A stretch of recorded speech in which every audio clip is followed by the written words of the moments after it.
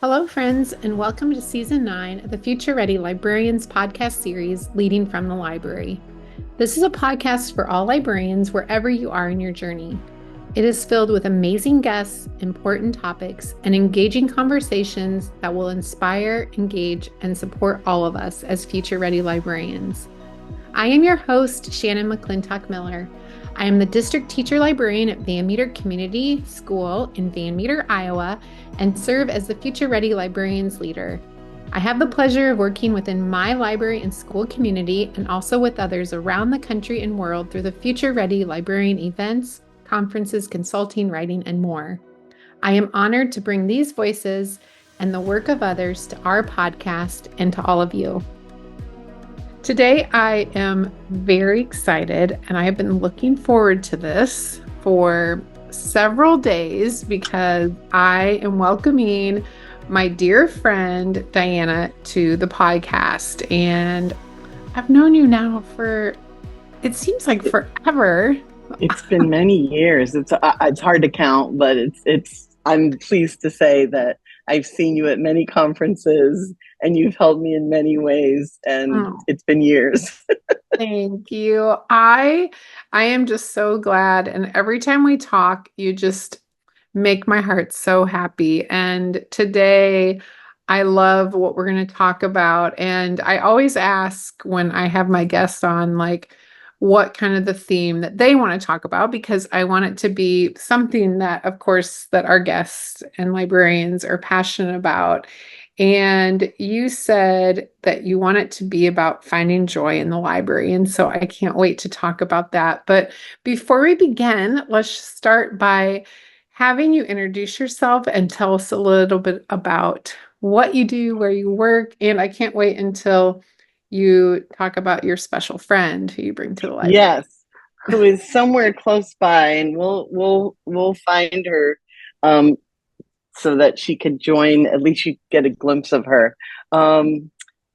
I have been a media specialist for quite some time. I started in elementary. I was lucky enough to open a brand new school, my first job. My second job, I opened another new school. So I did 3 years in one, 3 years in another. And then I jumped from elementary to middle, and I did it for 11 years. And now I've been at Marjory Stoneman Douglas High School for 10 years. This is my 10th year. So if you do the math, it's my 27th year. And I still, like, look at me. You could tell I'm smiling.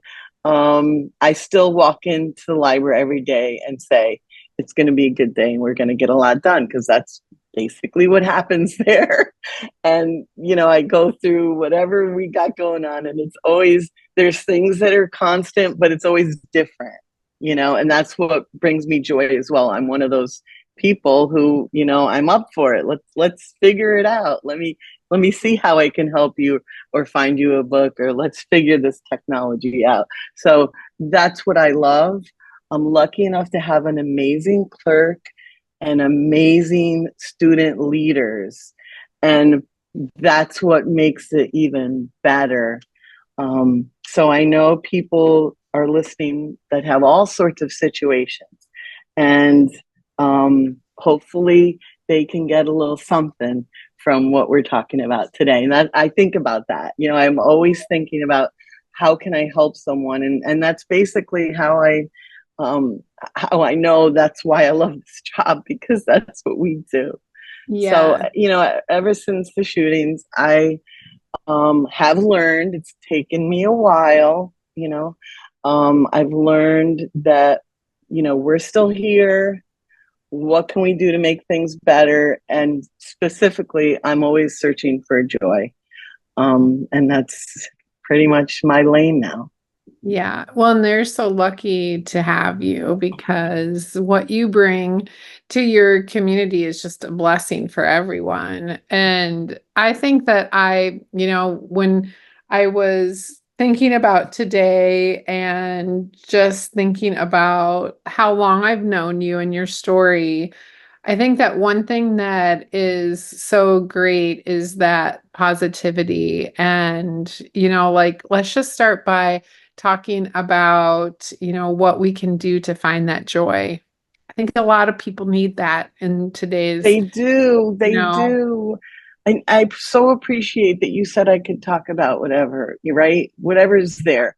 But the reason I want to talk about finding joy is because there is a lot of sadness and trauma and, book banning. yeah, And we could go on about that.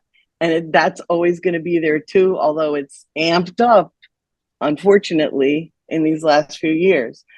So we deal with it the best we can, depending on where you work. I'm in a public school and I have to follow certain rules. I still have a lot of great books in my library. Yes, this is an unusual year, and so was last year as far as the books. But what you can do is find the books that the kids want to read. yeah, And that's joyful, is shopping for the books. We certainly shop till we drop to find the books for the kids, and we find the books that the teachers need to support the curriculum. And it's a lot of fun to keep that collection going. So one of the things as far as collection development that brings me joy is when I walked into that library, they were way over the amount of books that were old. The yeah, percentage of books was way over 50%. And so it took a while. And yes, we had some roadblocks along with, the shootings and COVID, that yeah, messed a lot up. So it's taken me a while. But to finally have a weeded collection that you can keep adding to and make better and better feels so good. Especially my history, opening two schools, it was always new books. And then the last school, the middle school, that was a newer school. So this is the school that really needed that. And I learned along with it. I had a lot of support. So when a media specialist, librarian teacher looks at that massive project, they have to look at it as it's going to take a while. Like, yeah, don't let it be daunting. Don't let it be like, oh, how can I ever do this? You could do it just like what's that saying about eating the elephant one bite at a time? yes, So you just have to peck away at it. And if you're lucky, you'll get parents and teachers and students. And if you're lucky, a clerk that can help you do it. And I got lucky in that department because there's always a teacher that wants to be the media specialist. So I love mentoring them and they love helping. So in this instance, I had that and students, and that's how I genrefied my collection. So that was another thing that mm. brought me joy. That's also controversial. I don't know how you feel about genreification, I but John 5 years ago, girl. okay, I figured. Of course you did. I should have known. But for us, we had people stopping us from doing that until finally I went to enough sessions with people who said, this is the way to go. And then I started thinking about how difficult it was to help a kid find a book themselves, to be independent in their search for the book they wanted. Yeah, I realized we got to be like the bookstores. It is the best thing we did to yeah, genreify. So you could say, look, here's all my mystery books. You want a mystery? Let's find one now. And they're all right here. So, it's a wonderful thing that I did that. And so when I was talking about the weeding, and that you do with help, or you just do a little bit a day. Just like that's pretty much how I get things done now. I think about Good Housekeeping magazine. They have a little piece that says good enough. You know what yeah, I mean? So I'm going to be good enough with this. And I'm not going to go for the perfection, although I do like things to be nice and great and yes, super and all that. They can't all be that way, you yeah. know? And those little things, they make a huge difference. But I remember like when we started genreifying, and it was a time when my daughter Brianna was still a student at Van Meter. And we did it one summer. We did like a section. And then we went to school and we did a little bit more. And I remember feeling that way, like, I just want this to be done. But it was so great because the kids didn't care. all the kids that they cared about was that they were able, just like you said, to find great books and to be able to find that book that they wanted to read and to be in a space where they felt loved and welcome. And that's what our kids really want, Absolutely. right? You said it. That's the other thing I love about a library. It's a safe haven for so many, and it's that Mhm. brings me joy as well. But Yeah. all the gentrification and all those other projects that we have, that's the right attitude, is to, like, you make it fun when, like, because it wasn't all done when you started the gentrification. So how are we going to find this book, because we're not sure where it is right now, and everyone starts looking, and eventually it's found, and Yeah. it Well, and ends up it's being fun. yeah, it is fun. And the kids like to have a say in that too. When you start a project like that, they really like to, I loved listening to them. And I didn't really think about that when I first started it. And then the kids came back to school and they would say, like, this doesn't really belong here. It belongs there. And so I think, and you've talked about your kids a little bit today, is like finding joy too in the voice that our kids have in our library is so important. It is so important. There was a time when in teaching, the teacher had to be, the sage on the stage. They had to know it all. But it is so much more fun when you let that go and you say to the kids, "Let's figure this out. What do you think?" Yeah. It makes it so much more fun. Like, we're looking for new furniture. I always ask the kids what they think Mhm. about all of it, the colors, the style. What do you think? Because it's important. They're the ones using it. Yeah, it is. Well, and that was something too that I know, that when we think about like bringing joy, like the little things that we do, and I am in a very small library and we have turned it into like the best space. And I'm so excited because we're actually building onto Van Meter and the library is going to be new. And so I'm so excited to have that. But really, there's so many things too that we can do in our library, just little changes and things that if we have something that is a little outdated, like to put a little twist on it to make it better. And I know that you have lots of ideas on that too. Absolutely. That's how I've done it. I know some schools just get a whole makeover, but that wasn't my case. Yeah. Every year I've done something different. And it started with getting rid of old furniture and shelving that really wasn't needed. There was so much shelving in my library that there was no space for it to really be the multi-purpose space Yeah. with, potential of, like, today, for example, because of the things that are no longer there. We had a problem with we had a problem with the air conditioning and a little flooding. We had all these situations. So I started the day with 3 different classes in the library just at the last minute. And then another, it was a special big brother, big sister interview process. And because of all the changes that I made, we have in the back room, we call it the Not So Little Library. And I was able to host the interview process back there. And I spread out the 3 classes in the library, and they all had their own space for teaching their students. Oh, And that's that brings me joy because it's Mhm. our library, Yeah. and I know I'm running it, but along with the kids and the clerk and everybody. But it takes a village, and I feel that everything we did helped that happen. You know what I mean? We used to Yeah. have really tall stacks like you see in colleges, and Yes. yeah, and realized, this is not necessary. But that wasn't the first thing I removed. I did that after, because I wasn't bold enough right away to do that. I had to start slow, because that's my personality. I'll be like, let's get rid of this little stack here. I don't think we Yes. need to separate the biographies, you know?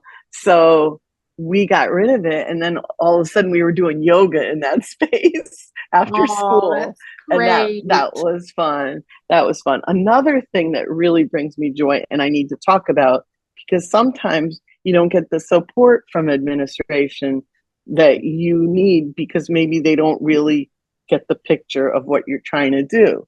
So there was a room, some media centers, they have rooms along, one wall, let's say, like Yes. that's where my office is. And so there was a space that was a really good size space, like two offices.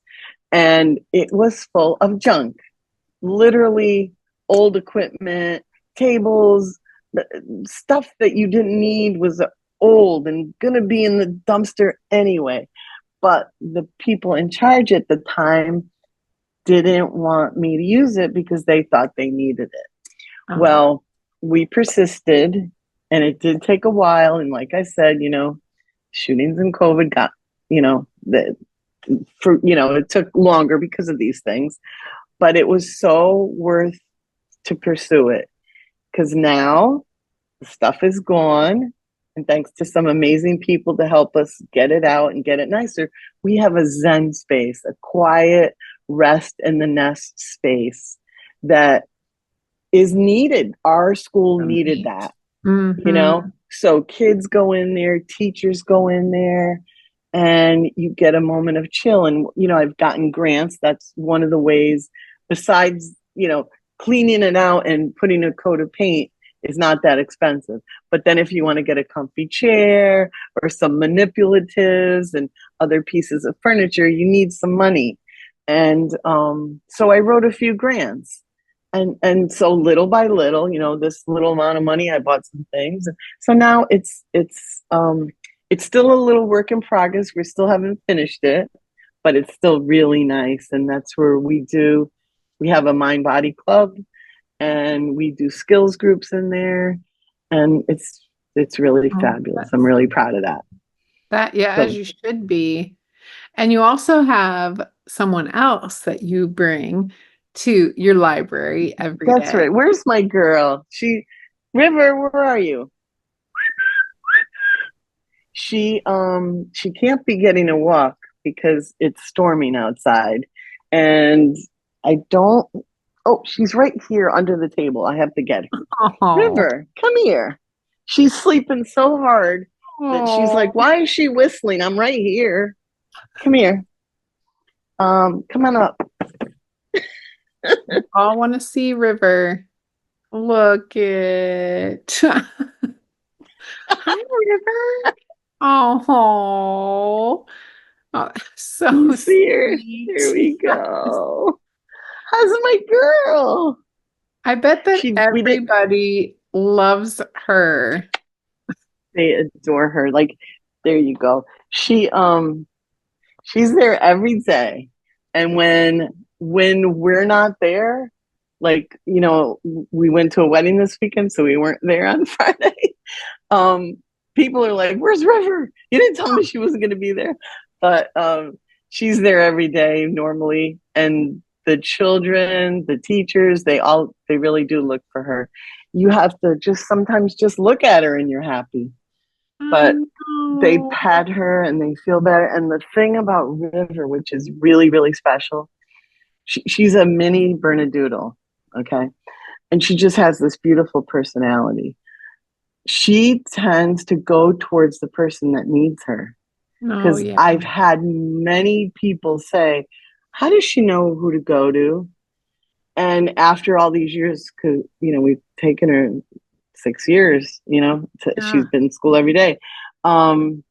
She just goes towards the person that needs her. Like if somebody was having a bad day or not feeling well, Oh, sometimes she goes because she smells their lunch in the bag, or maybe because she smells that they have a puppy at home or yes. something.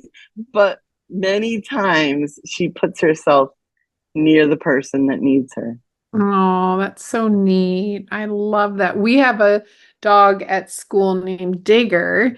And today I went into the office and Digger was even in there. And I was like, and Digger is a big yellow lab and just makes Oh, everybody feel so much. Every library needs a dog. They do. And, my husband, I should have mentioned him earlier when I was talking about the team, because now he works as the tech at our school as well. So we have an amazing team at school.